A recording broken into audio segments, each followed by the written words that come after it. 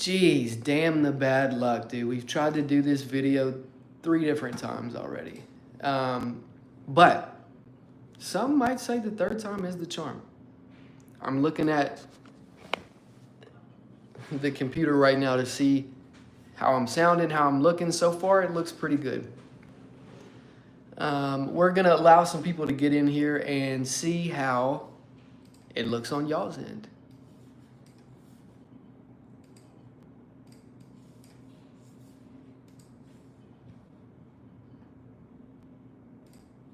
So far, so good, man. It's looking good, dude. Looking good. The internet looks good. All right, I've got one viewer in here. The weight of the world has been placed upon your shoulders. You've got to tell me, how does the stream look? Are we lagging? Is it clear? This is up to you. You've got to tell me. All right, we've got one more person. The weight of the world is now upon your shoulders as well, new person.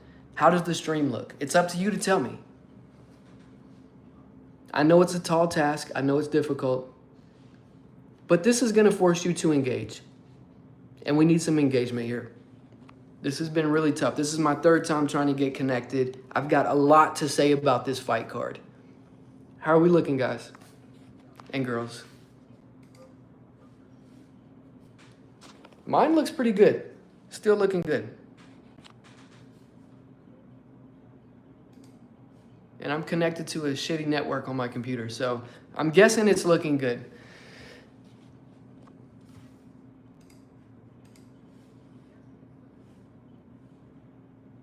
All right, let's get into it because I'm gonna post this and upload this, give people the chance to actually look at it even after the live is done. So let's go with the main card because I don't really want to talk about the undercard. A lot of people in America probably didn't even watch this fight yet. I know I have a lot of subscribers in Asia that probably did catch UFC Shanghai. A lot of people in the UK that caught it. It came on early, really early, like 5 a.m. I just finished watching about an hour ago, and I want to talk about what I thought about it. First on the main card was Tayaleki Nuraji versus Kiefer Crosby. Crosby, you know, he comes out with the Irish flag, and just purely because of Conor McGregor, people are going to root for anybody with that Irish flag. And I thought he fought very tough. There was a moment in the first round where he was on a knee, and Nuraji hit him in the face with a knee. And that's considered a knee to a grounded opponent, which is illegal in the UFC. I know, it's absolutely tragic. I wish it wasn't. And Kiefer Crosby had to make a decision. Do I take the win? Do I get the DQ win and live to fight another day? Or do I say, no, I can continue? And ultimately, the latter is what he chose. He chose to continue in the fight, and Nuraji just poured it on him. There was no way that Kiefer Crosby was going to be able to recover. There was no way he was going to be able to win this fight. There's a possibility he could have maybe done some things to escape into the next round, but highly unlikely. Now, I would like to talk about the rule set of the knee to a grounded opponent in the UFC. I don't like it. If you follow my channel, you know that I cover one championship. And in one championship, the knees to a grounded opponent is still very legal. Even if you're not big in one championship, I'm sure you've seen the Adriano Morales Demetrius Johnson Mighty Mouse fight where Demetrius Johnson was able to finish Morales with a knee and vice versa. It makes for quicker, more exciting finishes. And sometimes whenever somebody has their opponent hurt, the opponent that's hurt can kind of move themselves into weird positions to where it makes the fight harder to finish, right? They can grab onto the legs to where the hammer fists don't line up just right. They're not angled just right. That's where the knee to a grounded opponent or kicks to a grounded opponent would come into play, where it's mighty hard to miss one of those. And not only would it make fights more exciting and quicker, it would also put a lot more consequence on some of these wrestle-heavy fighters, to where if they fail a takedown, they're going to be at risk for a knee. And I think that might even the odds out a little bit. A lot of people are pissed that Khamzat Chimaev is the champion. maybe not pissed that he is the champion, but how he got the belt. I'm not one of those guys. I'm a big Hamzat fan, but that knee to the grounded opponent could not level the playing field, because there was no point where Dricus could have used a knee, maybe in that fifth. But I think it's a rule that needs to change, especially as the UFC advances and becomes more wrestle heavy. Moving up the card to Sue Matarigi versus Kevin Barajos. I've said this 2 times already. I sound like a broken record. Kevin Barajos looks like a crackhead from Santa Ana. And look, all due respect for the fighters, I'm sure I look like a bunch of things. That's just what he reminds me of. In this fight, I'll show you the statistics here. So 91 total strikes for Sue Matarigi versus 23 for Kevin Barajos. Kevin was just never able to really get anything going in this fight. I don't think he left himself open to be finished. You know, he survived. He did a good job. But, yeah, he just couldn't get anything going. I will say Sue, he's going to be somebody to watch for at 145. Did anybody else notice, though, on some of Mataraji's entries, it looked like he was almost doing a cartwheel? Hands out, it was almost like he was trying to shoot for some eye pokes, too. I thought that was work while watching the fights. Guys, these fights, both of those fights were not good in my opinion, and I'm a big fight fan. I like all fights. But moving up to one that's a little more exciting, at least a bigger name that people might know, Sergey Pavlovich versus Waldo Cortez Acosta. Yes or no, guys, like for those of you who watch UFC. Since Sergey's loss to Tom Aspinall, he doesn't look the same.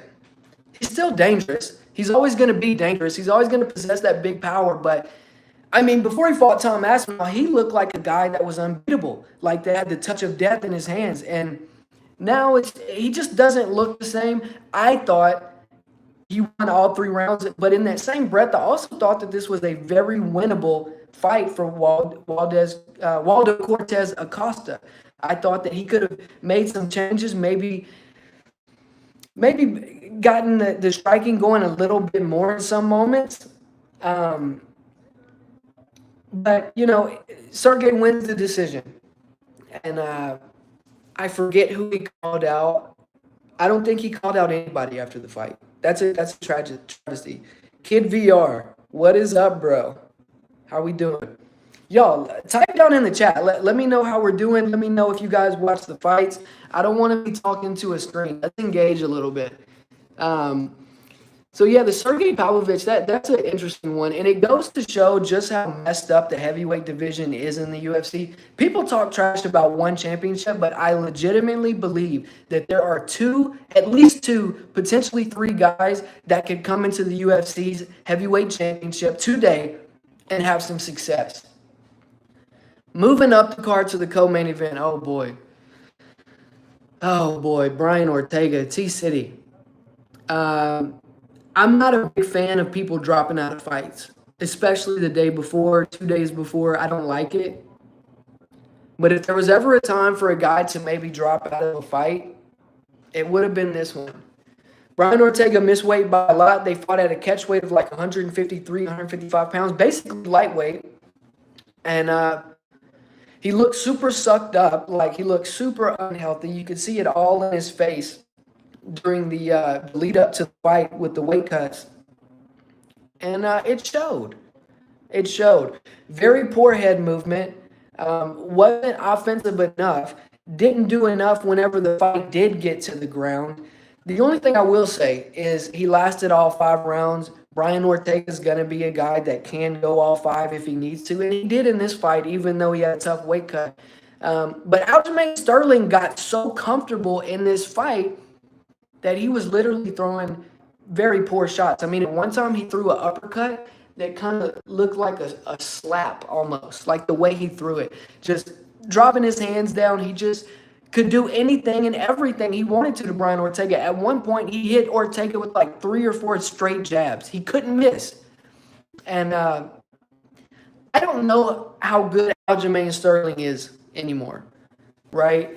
Of course, he didn't shoot a lot of takedowns on Ortega. He didn't. I'm sure it was the game plan to not take Brian Ortega down to the place where he excels the most at, which is on the ground. But I'm used to seeing Aljo get these takedowns and deal punishment, get these finishes, and he just wasn't able to here. But hey, a win is a win for Aljamain Sterling, and he called out Alexander Volkanovski. I think he's a fight away from there. Now, I love when guys call their shot. I think it's a good thing. The UFC, I don't know if you guys have noticed, but over the last several years, the promotion of some of the fighters has gone way down. I'm hearing things that it's because they don't want another guy like Conor McGregor. They don't want a big star, but for the most part, these guys have got to promote themselves. And part of that promotion is making a damn good call out after a damn good performance. And Aljo called his shot. But I believe there's at least one more fight that he needs to get. I'm curious with who you guys think he should fight next. But I think what we're going to see is Lerone Murphy versus Volkanovski later this year, potentially beginning at 26.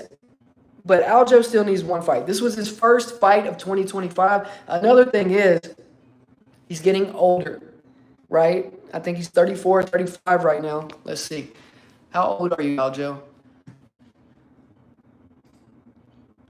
Aljamain Sterling was born in 1989. That puts him at 36 years old.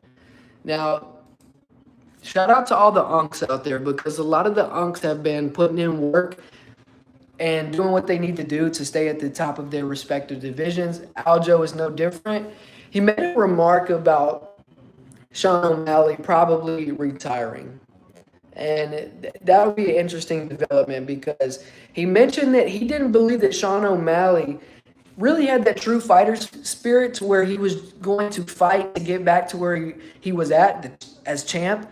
But then he also mentioned that he's also not fighting for no reason, Aljo, that he wants to get to a title. And I think he's one fight away from it, depending on how things go down with Lerone Murphy and Volkanovski. Maybe he could get to it. Joshua Van versus Pantoja happening when? That's a good question. Let's look to see if we can find that. That is going to be a banger. Who do you have winning that fight? I'm going to be honest. I don't think Joshua Van can beat Pantoja. I think he's wrestling too dominant. Now, of course, Van's got those hands, dude, and anything can happen. Fights always start on the feet. We know this. But I just don't think Van has all the tools to beat Pantoja.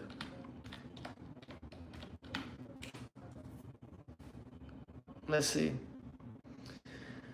But it doesn't look like there is an official date yet, but we know that fight is in the works. We know that fight is next. It'll probably be towards the end of 2025, if not beginning of 26. Yeah, Pantoja. I think so, and that's another thing. If Pantoja beats Josh Van, I know this is off topic, but you brought it up, and I think it's worth talking about. Pantoja and Marab moving up to fight Marab starts to make a lot of sense. Supporting Van through our Berman. Yeah, of course. I love Josh Van. I think what he's doing is amazing. He's only 23 years old. Only 23. He will be champion. I just don't know if he'll be able to get it done against Pantoja. But anything can happen. Anything can happen. My thing with Pantoja, not only is his wrestling super dominant, right? But he's been in a bunch of wars, and we've seen that he can take damage. And he can fight for 10 rounds if he has to. So it'll be interesting to see. I'm gonna be honest too. Like the last fight, Josh Van versus Brandon Royval, I had Royval winning that fight. I think when Josh Van dropped him in the last round, I think that gave him the edge. But very good fight. But shout out to Josh Van. Oh, we're glitching. Damn, bro. Okay. Let's move up to the main event. We're starting to glitch out a little bit. I'm so sorry, guys. I apologize. Let's see how it's sounding. Hold on one second. Let's see if we can get this fixed.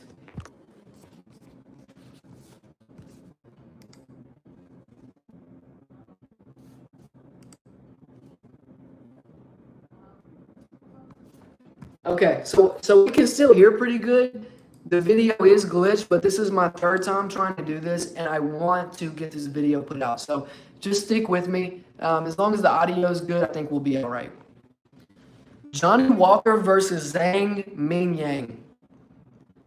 I don't know how Johnny Walker won this fight. I'm going to be completely honest because he's so damn goofy. I'm a big Johnny Walker fan, but the bell rings for round one, and it almost looked like he went to shoot for, you know, how they touch gloves at the beginning of the fight. It looked like he tried to do that, but then shot for a takedown. I thought that was a little, I thought maybe dirty. I don't want to, you know, all respect to Johnny Walker. I'm glad he won. I'm a big Johnny Walker fan, but that's what it looked like to me. I'd have to go back and watch it. He misses the takedown. Zhang Mingyang is on top of Johnny Walker, landing ground and pound. Johnny Walker is able to get back up. He's landing calf kicks, landing some jabs, some punches here and there, but Zhang Mingyang is landing the bigger shots, very obviously. And there was a few times I thought, man, this is it. Johnny Walker's about to get knocked out. But he survived to the second round.